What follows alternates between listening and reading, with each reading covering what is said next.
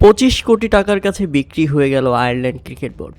হ্যাঁ দর্শক, বিষয়টি সত্য। বিসিবি প্রেসিডেন্ট আমিনুল ইসলাম বুলবুল ক্রিকেট আয়ারল্যান্ডকে গ্রুপ পরিবর্তন করাতে রাজি করিয়েছিলেন, যেন তারা বাংলাদেশ শ্রীলঙ্কায় খেলে আর আয়ারল্যান্ড ভারতে গিয়ে খেলে।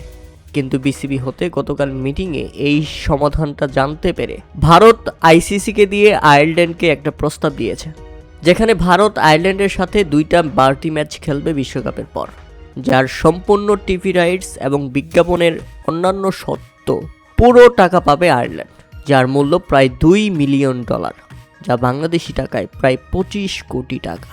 আর যার বিনিময়ে আয়ারল্যান্ড গ্রুপ পরিবর্তন করতে রাজি হয় না এবং শেষ পর্যন্ত তারা সেটা আইসিসিকে জানায় এবং আইসিসি বাংলাদেশকে জানিয়ে দিয়েছে আয়ারল্যান্ড শ্রীলঙ্কা থেকে তাদের কোনো ম্যাচ ভারতে গিয়ে খেলবে না এবং বাংলাদেশের সাথে গ্রুপ পরিবর্তন করবে না, আর বাংলাদেশ যেন ভারতে গিয়ে খেলতে বাধ্য হয়, এই একটা চক্রান্তের মধ্যে করা হয়েছে।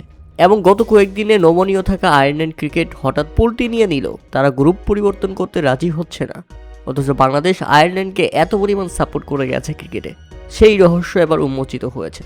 পাকিস্তানের জিও নিউজের তথ্য অনুযায়ী আয়ারল্যান্ড ক্রিকেট বোর্ড রীতিমতো বিক্রি হয়ে গেছে ভারতীয় ক্রিকেট বোর্ডের কাছে। কি পরিমাণ নোংরামি করতেছে ভারত একবার চিন্তা করেন। মুস্তাফিজুর রহমানকে 9 কোটি 20 লাখ রুপির নিলামে কেনার পর আবার তাকে বাদ দিয়ে দেওয়া হয়েছে, যেখানে তারা দেখিয়েছে মুস্তাফিজুরের নিরাপত্তা ইস্যু, অথচ এই ব্যাপারটা নাকি আইসিসি জানতো না। এবং মুস্তাফিজুরের নিরাপত্তা ভারতে নেই, পুরো বাংলাদেশ দলের নিরাপত্তা ভারতে আছে, এই ব্যাপারটা নাকি আইসিসি বাংলাদেশকে বলছে।